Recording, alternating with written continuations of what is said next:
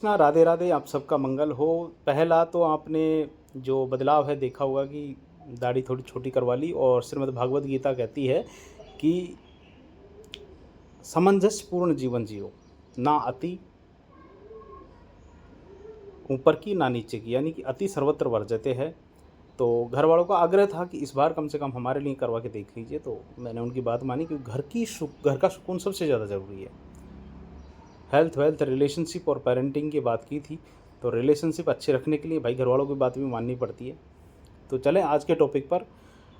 हमारे हमारा एक ग्रुप है, आप भी जुड़ना चाहें तो मैं इसके कमेंट बॉक्स में उसका लिंक पिन कर दूंगा। और उसमें हम एक जैसे स्वभाव रखने वाले जो बहुत सारे लोग हैं, उनका एक प्रश्न था कि शुरुआत हमें इस बात से करनी चाहिए कि श्रीमद् भगवत गीता के पढ़ने, सुनने या प्रचार करने से फ़ायदे क्या-क्या हो सकते हैं, और इससे दूर रहने के नुकसान क्या-क्या हैं। तो पहले हम फ़ायदों के बारे में इस एपिसोड में चर्चा करेंगे कि भगवत गीता महाभारत के कुरुक्षेत्र युद्ध के दौरान भगवान श्री कृष्ण के द्वारा अर्जुन को दिए गए उपदेशों का संग्रह है, और ये 700 श्लोकों में विभाजित है। और इसे जो हिंदू दर्शन, उसका एक केंद्रीय ग्रंथ माना जाता है। इसे सुनना, पढ़ना और प्रसार करना न केवल व्यक्तिगत विकास के लिए बल्कि समाज को लाभ पहुंचाने के लिए भी महत्वपूर्ण है। और विभिन्न जैसे इस्कॉन भी इस पे बहुत अच्छा काम कर रहा है, तमाम समाचार पत्र भी, शैक्षिक संस्थाएं भी इसमें बहुत अच्छा काम कर रहे हैं।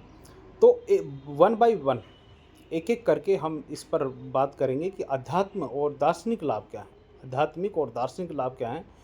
तो इसमें देखिए, ब्रह्मांड और आत्मा की समझ, सेल्फ रियलाइजेशन की समझ इससे डेवलप होती है।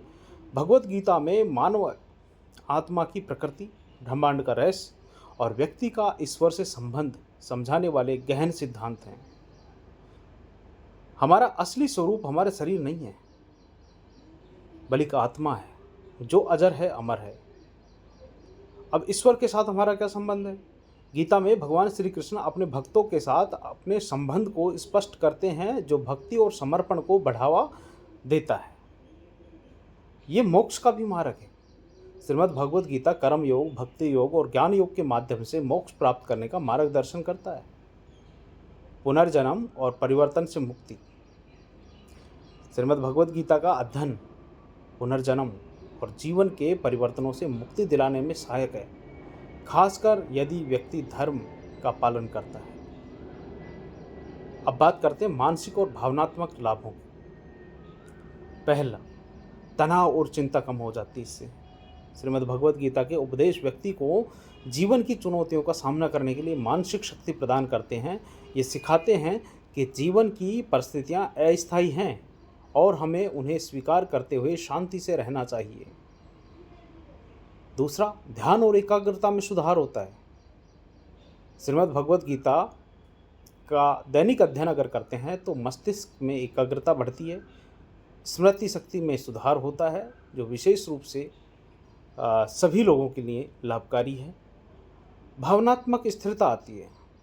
स्थिर बुद्धि, स्थिर चित्त गीता का मौलिक सिद्धांत है। स्थिर प्रज्ञ होना। गीता में भय, क्रोध, लोभ, मोह जैसे नकारात्मक जो भाव हैं, इन पर नियंत्रण कैसे करें, इसके बारे में मार्गदर्शन दिया गया है। यह व्यक्ति को भावनात्मक रूप से स्थिर और शांत रहने में मदद करता है। निर्णय लेने में हमारी स्पष्टता आती है। श्रीमद् भगवत गीता के सिद्धांतों को जब व्यक्ति जीवन में अप्लाई करता है, तो जीवन में कठिन से कठिन निर्णय लेने में भी उसे बहुत सहजता महसूस होती है। ये सीखता है वो कि किसी भी कार्य को करते समय धर्म और नैतिकता का ध्यान रखना चाहिए।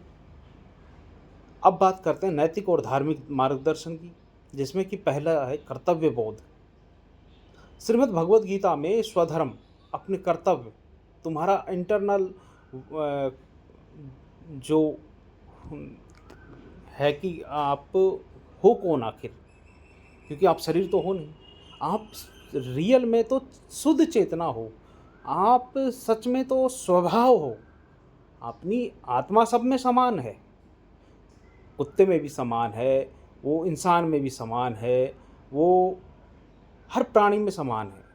फ़र्क सिर्फ चेतना का है, फ़र्क सिर्फ चेतना का है। तो हमें नैतिक जो बोध है उसमें स्वधर्म चेतना का महत्व बताया गया है। ये सिखाया गया है कि व्यक्ति को अपने कर्म को निष्काम भाव से करना है, ना तो उससे बहुत लगाव रखना है, ना उससे दूरी रखनी है, अनासक्त भाव के साथ कि ठीक है मेरा कर्तव्य मैं कर लेता हूँ, लेकिन ये नहीं कह सकते अच्छा नहीं लग रहा जी मैं नहीं कर रहा। इस तरह के हम उसमें किसी तरह का वो नहीं कर सकते। गीता में सत्य और अहिंसा, करुणा, धैर्य, संयम जैसे नैतिक मूल्यों पर बल दिया गया है। ये मूल्य व्यक्ति को एक बेहतर नागरिक और मानव बनने में मदद करते हैं, जो सामाजिक रूप से बहुत ज़रूरी है। धर्म और अधर्म का विवेक आता है व्यक्ति के अंदर। श्रीमद् भगवद गीता में धर्म कर्तव्य परायणता और अधर्म यानी अनैतिकता के बीच के अंतर को समझाया गया है, जो व्यक्ति को जीवन में सही और गलत के बीच का फैसला करने में सहायक होता है। अब बात करते हैं व्यवहारिक जीवन की जो सबक है उनकी, तो उनमें पहली बात कर लेते हैं हम जीवन में जो चुनौतियाँ आती हैं उनसे कैसे निपट पाता आदमी अगर भगवद गीता पढ़ता है तो, सुनता है तो, प्रचार करता है तो। गीता में अर्जुन के संशय और भय को दूर करने के लिए भगवान श्री कृष्ण के द्वारा दिए गए उपदेश हमें जीवन की चुनौतियों से निपटने के लिए प्रेरित करते हैं। ये सिखाते हैं कि हमें अपने कर्तव्य से भागने के बजाय उसे डटकर निभाना चाहिए। संतुलित जीवन जीना आ जाता है भाई, स्पिरिचुअलिटी का मतलब ही संतुलित जीवन जीना है। श्रीमद् भगवद गीता में जो मटेरियलिस्टिक वर्ल्ड है और जो आध्यात्मिक जीवन है, इनके बीच का जो संतुलन है उसको साधने के महत्व पर बहुत जोर दिया गया है। यानी कि जो बीच का जो सामंजस्य है उसके लिए बहुत सिखाने की कोशिश की गई है, उसी पर बहुत जोर दिया गया है। और ऐसे करके इन तमाम बिंदुओं पर अगर हम गौर फरमाएं तो ये समाज के लिए भी, व्यक्तिगत रूप से भी और एक राष्ट्र के लिए भी बहुत सहायक है। और इस प्रकार से जो सार्वभौमिकता है वो गीता की बनी हुई है। भगवत गीता के सिद्धांत सार्वभौमिक हैं और किसी भी धर्म, जाति या राष्ट्रीयता के व्यक्ति के लिए लागू होते हैं। ये मानव जीवन के मूलभूत प्रश्नों जैसे जन्म, मृत्यु, कर्तव्य, उद्देश्य के बारे में बात करते हैं। आज का जो जीवन है, जो भौतिक जीवन है, इसमें आज के तनावपूर्ण और भौतिकवादी समाज में गीता के सिद्धांत व्यक्ति को शांति, संतोष और आध्यात्मिकता का मार्ग दिखाते हैं। ये सिखाते हैं कि धन और सुख के पीछे भागने के बजाय हमें अपने आंतरिक विकास पर बहुत ज़्यादा ध्यान देने की ज़रूरत है। तभी हमारी संस्कृति, तभी हमारा धर्म, तभी हमारा सनातन स्वरूप बच पाएगा। हरे कृष्णा। आप सभी का मंगल हो, सभी का कल्याण हो। भगवान कृष्ण सभी पे दया दृष्टि बनाए रखें। भवतु सब मंगलम। कल्याण हो, कल्याण हो, कल्याण हो।